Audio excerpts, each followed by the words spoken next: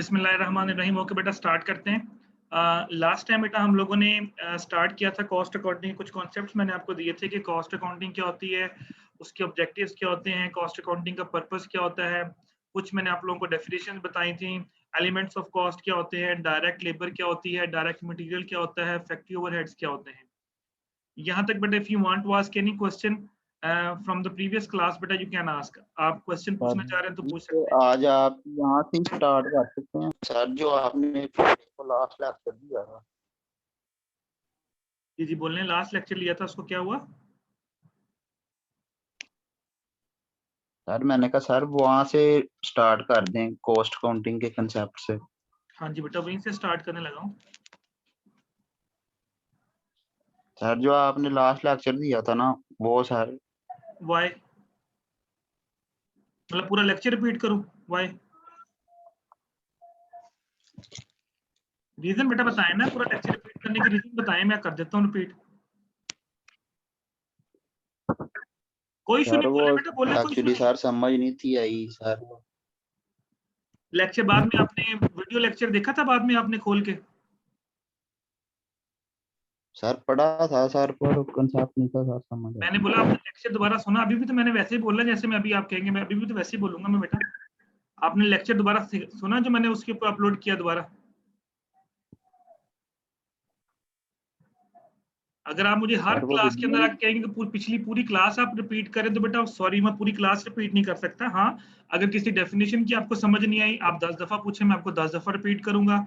जो लेक्चर हमारा होता है वो उसी वक्त अपलोड हो जाता है उसके ऊपर, चैनल के ऊपर। आप लोगों को मैंने बोला था कि चैनल को सब्सक्राइब कर लें, जैसे ही लेक्चर अपलोड होगा आपको मैसेज आ जाया करेगा। आप लोगों ने मेरे साथ सब्सक्राइब भी नहीं किया हुआ उसको।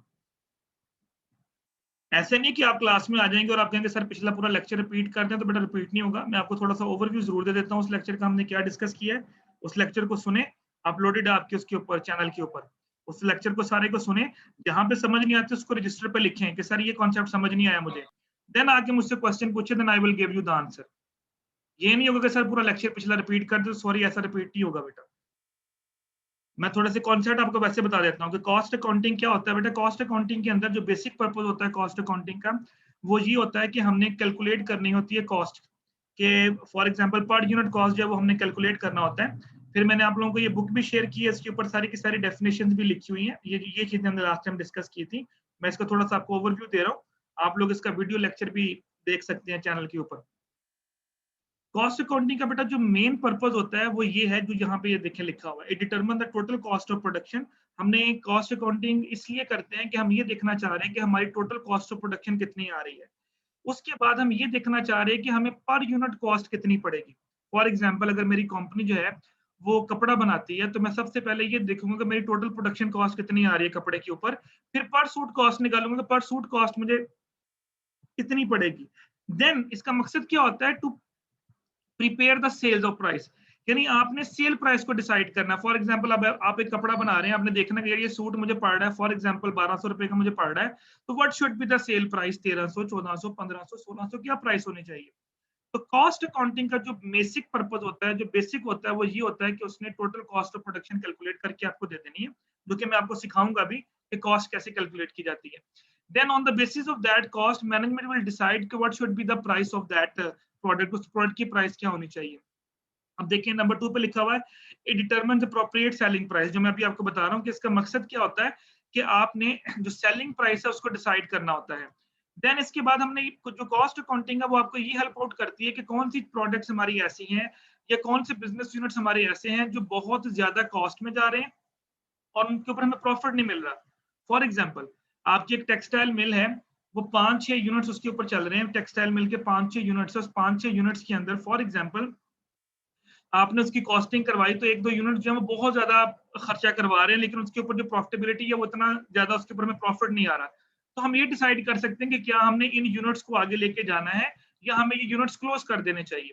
तो कॉस्ट अकाउंटिंग आपको ये भी हेल्प आउट करेगी ये डिसाइड करने के लिए कि कौन से यूनिट्स हमारे लिए प्रॉफिटेबल है और कौन से यूनिट्स हमारे लिए प्रॉफिटेबल नहीं है।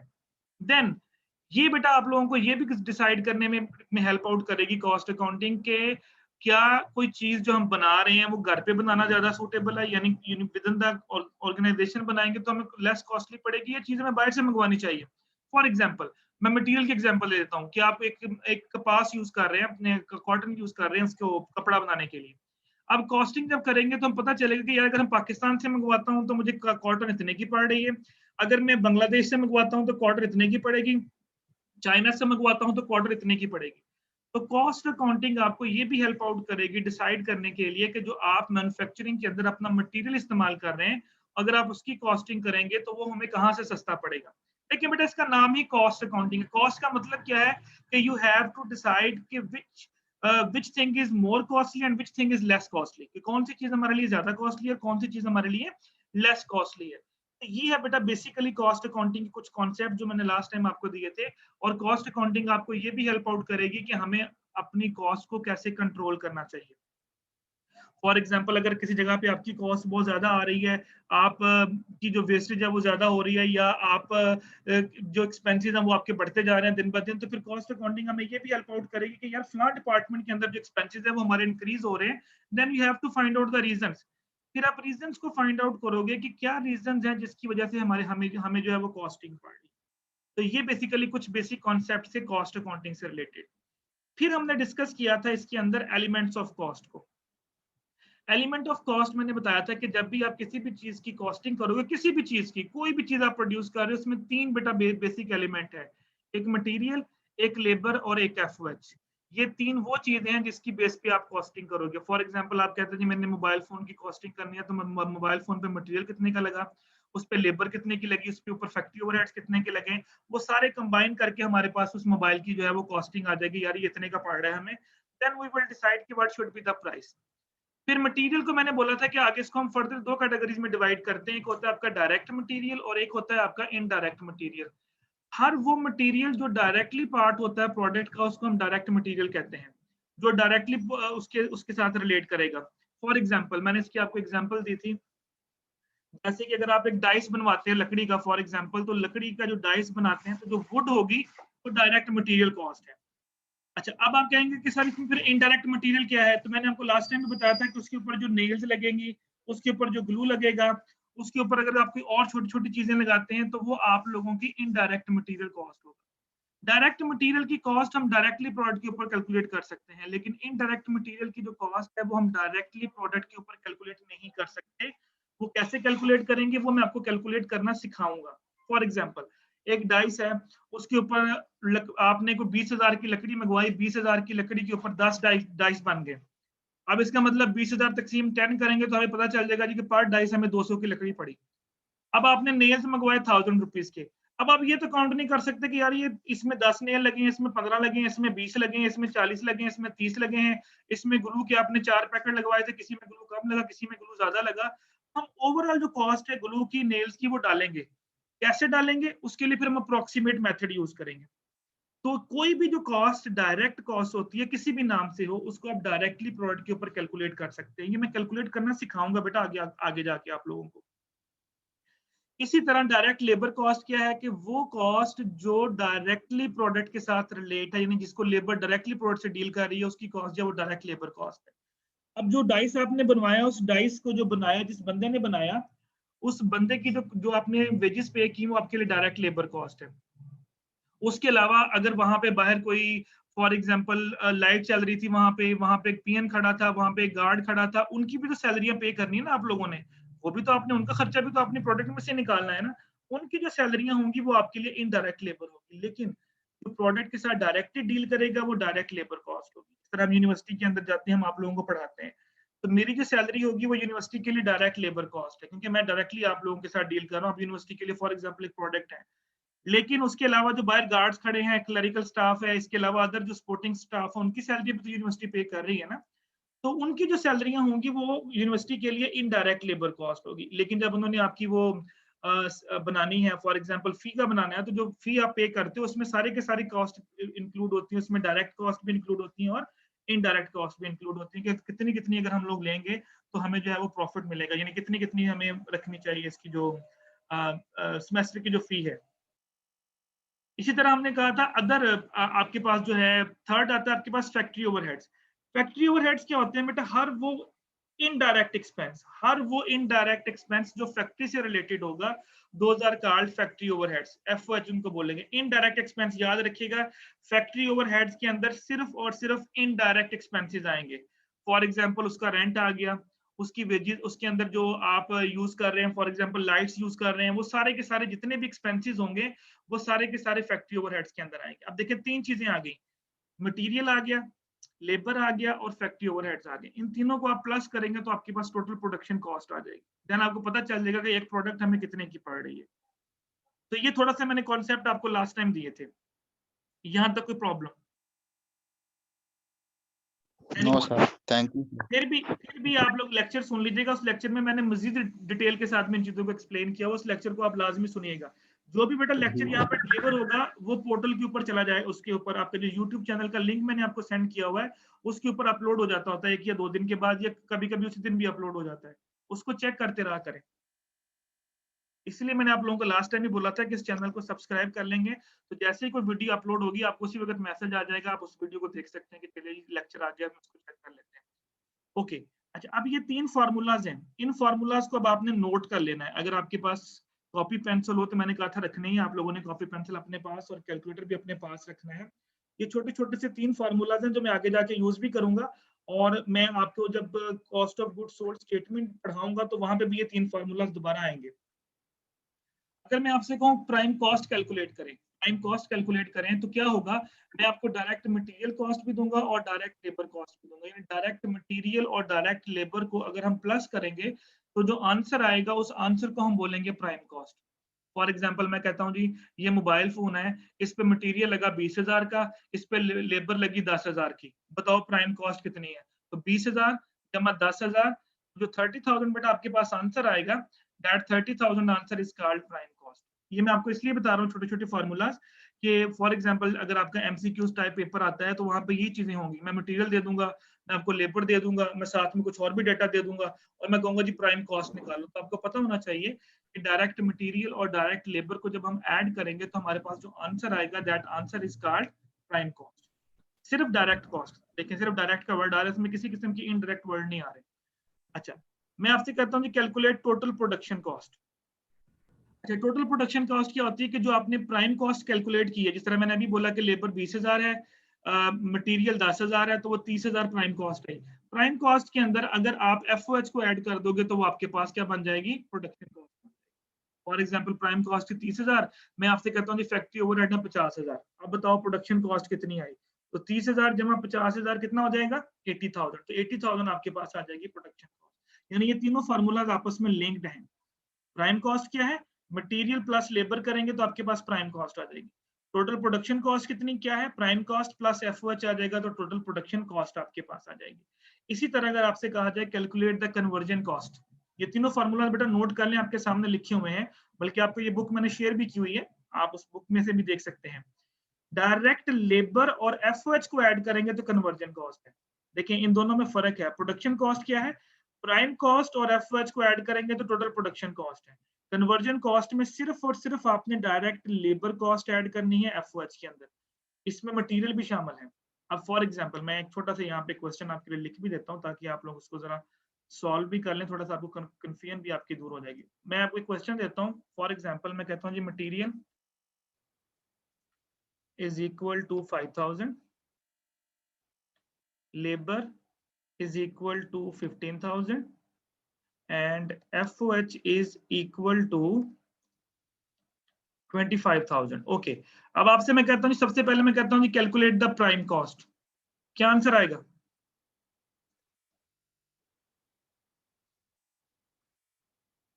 जी प्राइम कॉस्ट का आंसर क्या आएगा? बोले बेटा, आपके सामने फार्मूला लिखा हुआ है। 20,000 यानी 15,000 मटेरियल प्लस लेबर करेंगे तो आपके पास आ जाएगी प्राइम कॉस्ट 20,000। ओके, आगे मैं कहता हूँ टोटल प्रोडक्शन कॉस्ट क्या होगी, क्या होगी?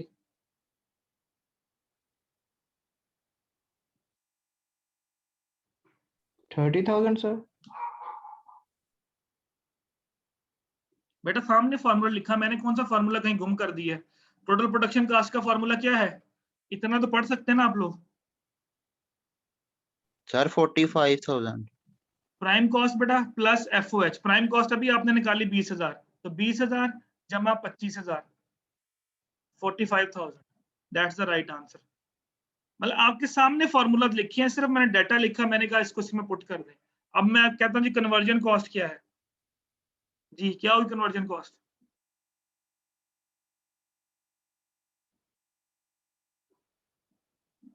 फॉर्मूला पढ़ लें, क्या लिखा है, लेबर प्लस एफओएच। लेबर कितनी है 15,000, एफओएच कितना है 25,000, 50,000 सर। इतना सोच क्यों रहे हैं? 40,000। मुझे समझ नहीं आ रही इसमें इतना सोचने वाली क्या बात है। मैंने सिंपल 3 वर्ड्स लिखे हैं, मटेरियल की कॉस्ट, लेबर की कॉस्ट और एफओएच की कॉस्ट, और नीचे फार्मूला आपके सामने तीनों लिखे हुए हैं। आपने सिर्फ फार्मूले को पढ़ के प्लस करना है, और ये छोटी छोटी चीजें आपको आनी है एग्जाम के अंदर डेफिनेटली। कॉन्सेप्ट्स यहीं पे क्लियर करने हैं आप लोगों ने। तो आपको फार्मूले का पता होना चाहिए, जस्ट डाटा आपको गिवन होगा, जैसे अभी मैंने आपके सामने गिवन किया, तो आपने उस डाटे को प्लस करके सिर्फ उसका आंसर लिख देना कि ये आंसर है इसका। तो ये 3 फार्मूला ध्यान में रखिएगा, ये फार्मूलाज आगे जाके रिपीट भी होंगे, जो जब मैं आपको cost of goods sold statement का फॉर्मेट दूंगा तो वहां इसको रिपीट करेंगे। ओके, इसके बाद बेटा हम लोगों ने डिस्कस किया था कि आप लोगों की जो डायरेक्ट कॉस्ट क्या होती है, और सॉरी फिक्स कॉस्ट क्या होती है, और वेरिएबल कॉस्ट क्या होती है, इसका कॉन्सेप्ट दिया था, मैं रिपीट कर देता हूँ दोबारा। फिक्स कॉस्ट बेटा आपकी वो कॉस्ट होती है विच रिमेन फिक्स, और वेरिएबल कॉस्ट आपकी वो कॉस्ट होती है जो वेरी करती है विद प्रोडक्शन। यानी जितनी प्रोडक्शन ज्यादा करेंगे वेरिएबल कॉस्ट बढ़ती जाएगी, जितनी प्रोडक्शन कम करेंगे वेरिएबल कॉस्ट कम होती जाएगी। लेकिन जो फिक्स कॉस्ट है बेटा इट ऑलवेज रिमेन फिक्स, इसने हमेशा फिक्स ही रहना है। मैं इसकी छोटी सी एग्जांपल आपको देता हूँ। फॉर एग्जांपल, आपने एक रूम रेंट पे लिया, लास्ट टाइम भी शायद मैंने ये एग्जांपल दी थी कि आपने उसका 1000 रुपीज के ऊपर एक रूम रेंट पे लिया। अब इसमें आपको फिक्स कॉस्ट एग्जांपल दे रहा हूँ पहले, और वो रेंट पे लिया, उस पे वहां पे रह रहा है 1 पर्सन उस रूम में, तो 1000 का 1000 उसको पे करना पड़ रहा है।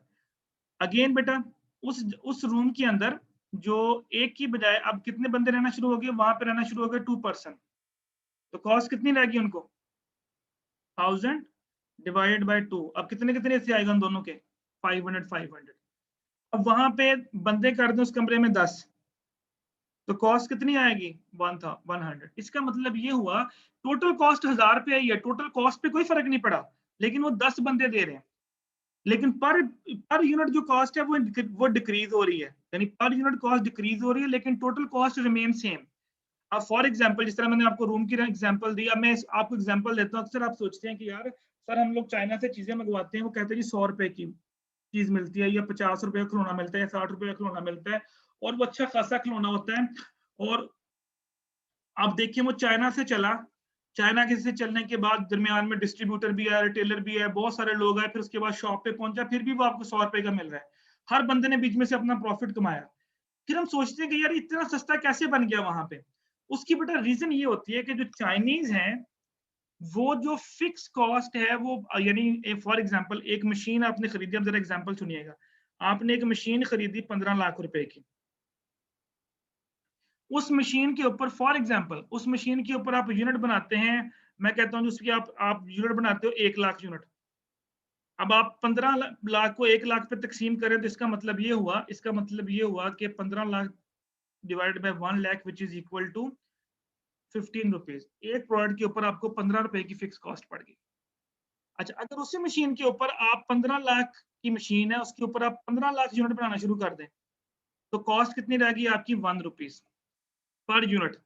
उस 15 लाख की मशीन के ऊपर आप फॉर एग्जांपल 30 लाख यूनिट बनाना शुरू कर दें, तो आपके पास कॉस्ट आ जाएगी 0.5 रुपीज। चाइनीज क्या करते हैं, चाइनीज जो मशीन लगाते हैं उस मशीन के ऊपर वो मैक्सिमम प्रोडक्शन लेते हैं, इतनी प्रोडक्शन कर जितनी उसकी कैपेसिटी, उस मशीन की कैपेसिटी के मुताबिक उसमें मैक्सिमम प्रोडक्शन लेते हैं, जिसकी वजह से उनकी जो फिक्स कॉस्ट है वो इतनी कम हो जाती है, जिस तरह ये 0.5 पे चली गई, इतनी कम हो जाती है कि नियर टू जीरो, जीरो होती नहीं है। ओवरऑल देखिए अगर आप इसको 30 लाख से मल्टीप्लाई करेंगे तो 15 लाख की होगी, टोटल कॉस्ट 15 लाख की पड़ी है, लेकिन पर यूनिट कॉस्ट आपकी बहुत ज्यादा कम हो जाएगी। तो वो फिक्स कॉस्ट को यानी इतना बनाते हैं, उस मशीन को इतना इस्तेमाल करते हैं, उसमें से मैक्सिमम प्रोडक्शन लेते हैं, जिससे उनकी फिक्स कॉस्ट जो है वो मिनिमम हो जाती है, और सिर्फ उनको वेरिएबल कॉस्ट पे करनी पड़ती है, वो मटेरियल जो उसके ऊपर लगा होता है सिर्फ उनको उसकी कॉस्ट पड़ती है, इस वजह से वो चीज आपको इतनी सस्ती पड़ती है। हम लोग क्या करते हैं, हमारे मुल्क में चीज महंगी क्यों बनती है कि हम अपनी मशीनें तो लगा लेते हैं करोड़ों रुपए की, लेकिन उन मशीनों से हम मैक्सिमम कैपेसिटी में प्रोडक्शन नहीं ले पाते। बहुत से मसले, एनर्जी क्राइसिस है, मेरे पास सरमाया नहीं है कि मैं मटेरियल इतना खरीद सकूं, मेरे पास और भी बहुत सारे इश्यूज है। लेकिन जो चाइनीज इतनी सस्ती चीज बनाते हैं बेटा, उसके पीछे सबसे बड़ी एक रीजन ये भी है कि वो इतनी ह्यूज प्रोडक्शन करते हैं मशीन के ऊपर कि जो per unit cost fix cost है, पर यूनिट फिक्स कॉस्ट जो है वो उनको बहुत मिनिमम पड़ती है। ये एग्जांपल जो मैंने अभी आपके सामने रखी कि वो 15 लाख की मशीन के ऊपर सिर्फ अगर वो 1 लाख यूनिट प्रोड्यूस करें, एक यूनिट उनको 15 रुपए का पड़ेगा फिक्स कॉस्ट का। लेकिन अगर उसी मशीन के ऊपर वो 15 लाख प्रोड्यूस कर दें, तो वही यूनिट जो पहले 15 का पड़ रहा था उसके ऊपर अब 1 रुपया कॉस्ट आ गई। अगर उसी मशीन के ऊपर अगर वो 30 लाख प्रोडक्शन कर दें, तो उनके ऊपर 0.5 रुपीज कॉस्ट आ गई। तो अब देखिए, हम सेलिंग प्राइस अगर 15 रुपए कॉस्ट होगी तो सेलिंग प्राइस डेफिनेटली आप इसे ऊपर रखेंगे। अब यहाँ पे आपकी कॉस्ट आ रही है 1 रुपया, तो आपकी सेलिंग प्राइस और गिर जाएगी। यहाँ पे आपकी कॉस्ट आ रही है 0.5, तो आपकी सेलिंग प्राइस और गिर जाएगी। जितनी आपकी सेलिंग प्राइस कम होती जाएगी, आपकी जो सेल है वो इंक्रीज करती जाएगी, लोग आपके मुल्क से चीजें खरीदना शुरू कर देंगे क्योंकि उनको चीजें वहां से सस्ती पड़ेंगी। So this is the reason behind that. तो फिक्स कॉस्ट क्या होती है? Fix cost remain fix. Total में बेटा ये फिक्स रहती है, लेकिन जैसे जैसे आप इसकी प्रोडक्शन इंक्रीज करते जाएंगे, पर यूनिट के ऊपर ये क्या होती जाएगी? डिक्रीज होती जाएगी। वेरिएबल कॉस्ट क्या है? वेरिएबल कॉस्ट जैसे जैसे आप नंबर ऑफ यूनिट्स बढ़ाते जाएंगे, टोटल वेरिएबल कॉस्ट जो है वो बढ़ती जाएगी। फॉर एग्जाम्पल, अगर एक मोबाइल फोन है, उस पर 10,000 का मटेरियल लगता है, तो 2 मोबाइल फोन के ऊपर कितना लगेगा? 20,000।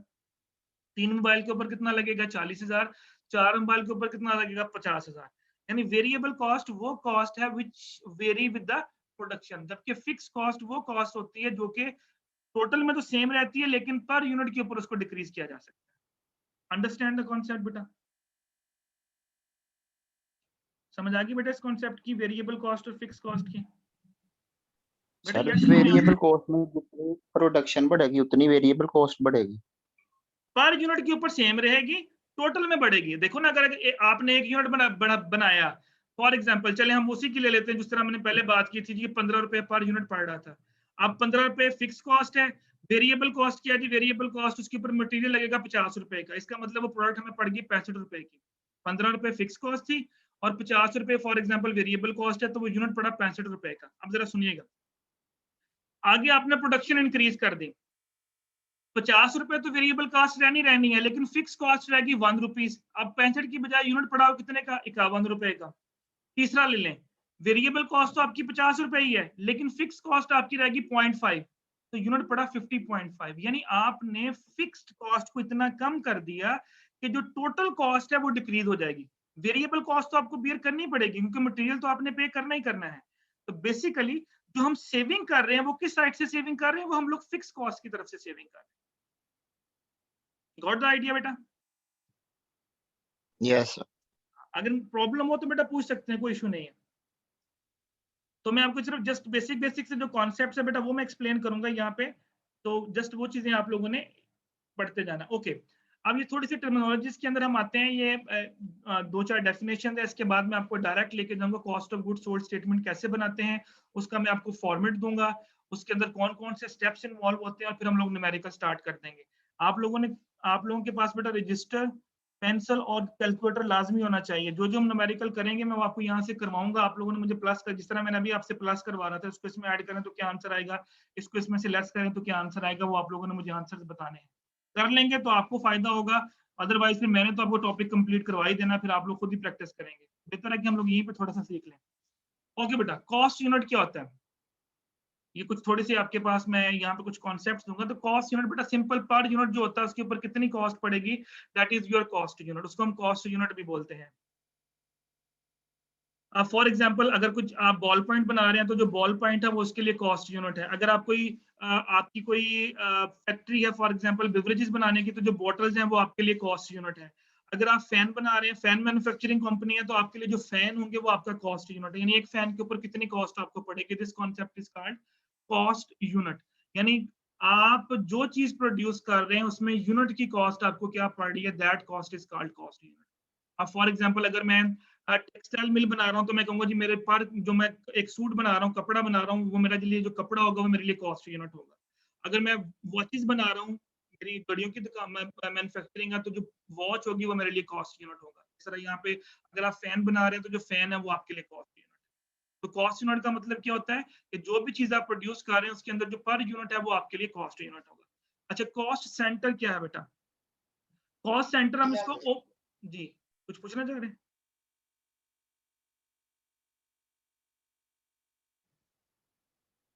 जी जी ओके बेटा, कॉस्ट सेंटर क्या होता है? जिस तरह बेटा आपके एक कंपनी है उसके अंदर मुख्तलिफ डिपार्टमेंट्स होते हैं। फॉर एग्जांपल जिस तरह मैं कहता हूँ मैन्युफैक्चरिंग डिपार्टमेंट है, प्रोडक्शन डिपार्टमेंट है, सेल्स डिपार्टमेंट है, अकाउंट्स डिपार्टमेंट्स है।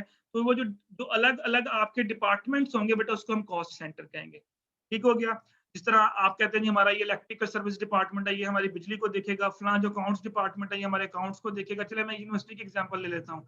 जिस तरह हम कहते हैं जी कि हमारे पास ट्रेजरी डिपार्टमेंट है, हमारे पास अकाउंट्स डिपार्टमेंट है, हमारे पास फलान डिपार्टमेंट है। ये चले हम डिपार्टमेंट इस तरह ले लेते हैं, मैनेजमेंट साइंसेज डिपार्टमेंट है, केमिस्ट्री डिपार्टमेंट है, अप्लाइड केमिस्ट्री डिपार्टमेंट है। अब उनकी जो कॉस्टिंग होगी those are called cost centre, यानी वो हर एक जो यूनिट होगा उसकी वो पूरी की पूरी जो कॉस्ट होगी वो आपका कॉस्ट सेंटर कहलाएगा। और उसके अंदर जो स्टूडेंट्स की कॉस्टिंग करेंगे वो आपका कॉस्ट यूनिट होगा। यानी पूरे, यानी आप इसको ऐसे समझ लें कि पूरे डिपार्टमेंट की अगर आप कॉस्ट करेंगे तो वो कॉस्ट सेंटर है। उस डिपार्टमेंट के अंदर अगर आप सब कॉस्टिंग करेंगे तो वो आपकी कॉस्ट यूनिट हो जाएगी। रेवेन्यू सेंटर बेटा वो डिपार्टमेंट जो आपको रेवेन्यू जनरेट करके देते हैं। जैसे इसमें सबसे बड़ा डिपार्टमेंट बेटा आपका सेल्स डिपार्टमेंट होता है। तो जो चीजें आपको सेल करके आपको वहां से जो पैसा मिलेगा, जो भी डिपार्टमेंट उसको डील करेगा उसको हम रेवेन्यू सेंटर कहेंगे। तो मोस्टली बेटा जो कंपनीज होती है उसमें सेल्स डिपार्टमेंट होता है जो ये काम कर रहा होता है, वो चीजों को बेच रहा होता है और वहां से जो पैसा जनरेट होता है उस डिपार्टमेंट को हम रेवेन्यू सेंटर कहते हैं। ठीक हो गया? इसी तरह बेटा प्रॉफिट सेंटर क्या होते हैं, कुछ कुछ कॉन्सेप्ट्स हैं जो मैं आप लोगों को बता रहा हूँ। इसके बाद हम डायरेक्ट बेटा न्यूमेरिकल की तरफ जाएंगे। प्रॉफिट सेंटर्स का मतलब बेटा ये होता है जो आप लोगों को फॉर एग्जांपल कॉस्टिंग करके दे रहा होता है डिपार्टमेंट की, अगर हम ये चीज यूज करेंगे तो हमें प्रॉफिट होगा। इसको आप रिसर्च एंड डेवलपमेंट डिपार्टमेंट भी कह सकते हैं आसान अल्फाज के अंदर। ठीक है? जो कि रिस्पॉन्सिबल होता है कि आपको प्रॉफिट जनरेट करके देना। मतलब फॉर एग्जांपल वो रिसर्च कर रहे हैं, वो कह रहे हैं कि जी हम अपने प्रोडक्ट को कैसे बेहतर बना सकते हैं, हम अपने प्रोडक्ट की कॉस्टिंग कैसे कम कर सकते हैं, हम प्रॉफिट कैसे ज्यादा जनरेट कर सकते हैं। तो हर वो डिपार्टमेंट जो ऑर्गेनाइजेशन के प्रॉफिट को इंक्रीज करने में हेल्प आउट करेगा वो कंपनी का प्रॉफिट सेंटर होता है। मोस्टली मैंने बेटा बताया कि ये आपके रिसर्च एंड डेवलपमेंट जो डिपार्टमेंट होते हैं वो यही काम कर रहे होते हैं। वो मुख्तलिफ रिसर्चेस कर रहे होते हैं कि जी हमें अगर प्रोडक्ट के अंदर हम ये चेंज लेके आए तो हमें ये फायदा हो सकता है, अगर हम प्रोडक्ट को इस तरह से बनाए तो हमारी ये कॉस्ट बच सकती है, अगर हम ऑटोमेटिक के ऊपर आ जाए मैनुअल से तो हमारी इतनी कॉस्टिंग होगी, इतना पैसा बच सकता है। मतलब जो भी वो आपको आइडियाज देंगे वो सारे के सारे बेटा आपके प्रॉफिट सेंटर। ठीक हो गया? अच्छा, अब ये कुछ चले कॉन्सेप्ट है, ये मैं जो आप लोगों को दिखा रहा हूँ इसको आप लोगों ने पढ़ लेना। इसमें से कुछ जो मेन मेन है वो मैं आपको बताता जा रहा हूँ। ओके, इसमें से ये एक दो कॉन्सेप्ट्स भी देख लें, ये भी मैं आपको बता देता हूँ। संक कॉस्ट बेटा क्या होता है? वो कॉस्ट बेटा जो आपकी पास्ट में आपका एक्सपेंस हो चुका है लेकिन वो प्रोडक्ट के ऊपर रिट्रीव नहीं हुआ होता। फॉर एग्जांपल जिस तरह ये देखिए आपने परचेज कर ली स्टेशनरी इन बल्क कर ली, this expense has been incurred and hence will not be relevant to the management decision to be taken subsequent to the purchase. Sunk cost बेटा आप इसको आसान अल्फाज के अंदर मैं एक्सप्लेन कर देता हूँ कि आपकी मैनेजमेंट ने कोई ऐसा डिसीजन ले लिया जो कि आपकी कॉस्ट ऑफ प्रोडक्शन के अंदर उसको हम यूज नहीं कर रहे, प्रोडक्ट की कॉस्टिंग के ऊपर उसको हम यूज नहीं कर रहे। फॉर एग्जांपल जिस तरह से एग्जांपल दी कि आपने बल्क के अंदर स्टेशनरी को मंगवा लिया, लेकिन वो बल्क के अंदर स्टेशनरी को आपने डेफिनेटली स्टेशनरी आपने इस्तेमाल करने के लिए मंगवाई है। अब उसका जो जो आप बना रहे हो मोबाइल फोन, उसका मोबाइल फोन के साथ कोई लिंक नहीं है। स्टेशनरी तो आपने मंगवाई ना यूज करने के लिए, दफ्तर में लिखने के लिए, प्रिंट निकालने के लिए, लेकिन उसका ताल्लुक मैन्युफैक्चरिंग से नहीं है। तो हर वो कॉस्ट जिसका डायरेक्ट ताल्लुक मैन्युफैक्चरिंग के साथ नहीं होगा लेकिन ऑर्गेनाइजेशन जो है उनको जरूरत पड़ती है, जिस तरह आपने कागज मंगवाया, जिस तरह मैंने स्टेशनरी की आप बॉल पॉइंट मंगवाते हैं, पेंसिल मंगवाते हैं लिखने के लिए, लेकिन बेटा वो यूज तो करनी है, कंज्यूम तो करनी है। तो हर उस कॉस्ट को हम किस में लेके आएंगे? संक कॉस्ट में लेके आएंगे, जो जिसका डायरेक्टली प्रोडक्शन के साथ लिंक नहीं होता, यानी उसको डायरेक्टली हम प्रोडक्शन के ऊपर नहीं लेके आ रहे होते। अपॉर्चुनिटी कॉस्ट, ये बेटा बहुत इंपॉर्टेंट है। अपॉर्चुनिटी कॉस्ट वो कॉस्ट होती है जो आप किसी अपॉर्चुनिटी को अवेल करने के लिए फेस करते हैं। फॉर एग्जांपल मैं आपको छोटी सी एग्जांपल देता हूँ। आप लोगों ने फॉर एग्जांपल आप लोगों ने एडमिशंस के लिए अप्लाई किया, तो 2-3 कंट्रीज के अंदर आपने स्कॉलरशिप के लिए अप्लाई किया, तो दोनों तीनों स्कॉलरशिप कंट्रीज से सपोज आपको स्कॉलरशिप आ गया। अब आप क्या करोगे? आप कहते हो कि यार अगर मैं फॉर एग्जांपल अमेरिका जाता हूँ तो फिर मुझे चाइना या तुर्की का जो स्कॉलरशिप छोड़ना पड़ेगा। यानी एक चीज का बेनिफिट लेने के लिए जो आप बाकियों की कुर्बानी दे रहे हो, that is called opportunity cost. उसको हम क्या बोलेंगे? अपॉर्चुनिटी कॉस्ट बोलेंगे। इसी तरह फॉर एग्जांपल मैं आपको ये अपॉर्चुनिटी कॉस्ट अक्सर हम अपनी लाइफ के अंदर भी यूज कर रहे होते हैं। जिस तरह आप लोगों ने कहा कि यार अगर मैं बाहर जाता हूँ तो फॉर एग्जांपल अगर मैं बाहर जाता हूँ तो मेरे पेरेंट्स पीछे अकेले रह जाते हैं, तो आपने क्या किया? आपने कहा चलो यार मैं पाकिस्तान में एडमिशन ले लेता हूँ। आपने उसको सेक्रीफाइस कर दिया, यानी उस चीज को सेक्रीफाइस कर लिया किसी अदर बेनिफिट को लेने के लिए। तो दैट कॉस्ट इज, अब जो भी आपने उसको छोड़ा, वो जो भी आपको फेस करना था, जो भी आपको स्कॉलरशिप मिला था, वो स्कॉलरशिप अब आपको अपॉर्चुनिटी कॉस्ट में चला गया। यानी किसी अपॉर्चुनिटी को लेने के लिए जो आप सेक्रीफाइस करोगे, that is called opportunity cost.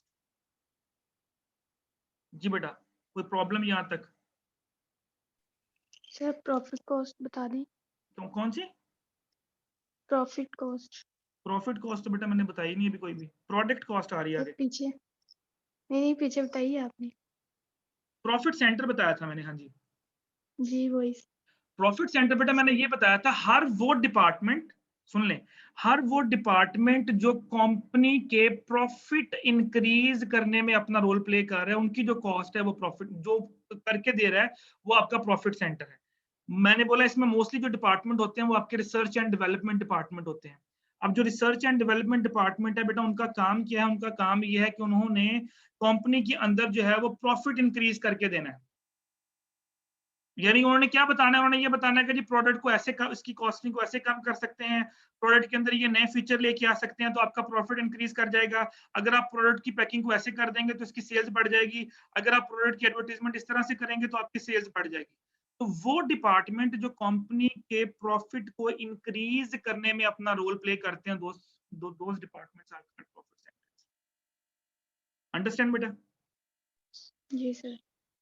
Okay, product cost बेटा सिंपल, जो कॉस्ट आपकी प्रोडक्ट के ऊपर आपको फेस करनी पड़ती है, that cost is called your product cost. इसमें लेबर आ जाएगी, इसमें मटेरियल आ जाएगा, इसमें एफर्ट्स आ जाएगा।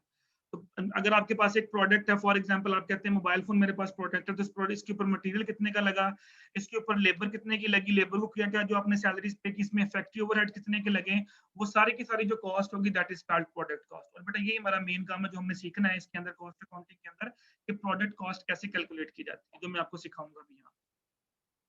ठीक हो गया? तो इनकी डेफिनेशन बेटा जो मैंने आपको पढ़ाई है, सिर्फ आप लोगों ने वो डेफिनेशंस को पढ़ लेना है। उसके अलावा जो मेन डेफिनेशन थी वो मैंने आप लोगों को बता दी। अगर आप देखें तो इस चैप्टर के एंड पे देखें छोटे छोटे से कॉन्सेप्ट्स दिए हुए हैं। What is cost unit, what is cost centre.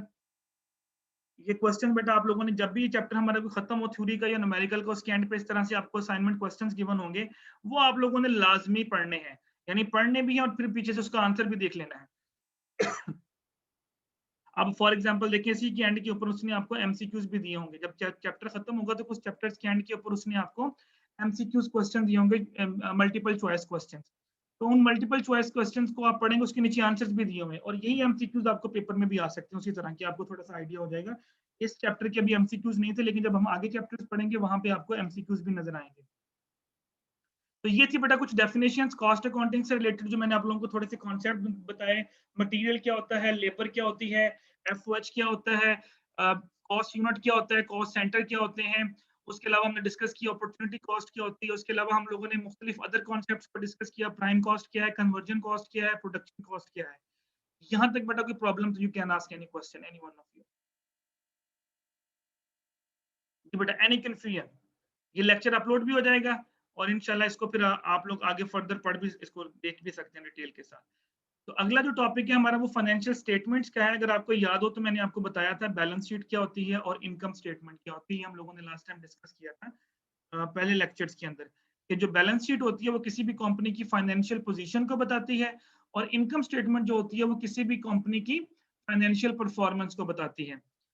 मैं सिर्फ इन चारों स्टेटमेंट्स की आपको एक एक लाइन में डेफिनेशन बता रहा हूँ। इसके बाद फिर जो हमारी नेक्स्ट वीक क्लास होगी, यानी जो नेक्स्ट वीक कह रहा हूँ, जो नेक्स्ट हमारी क्लास होगी इसके बाद, उसके अंदर बेटा फिर मैं आपको इसके अंदर जो cost of good sold statement है वो बनाना बताऊंगा।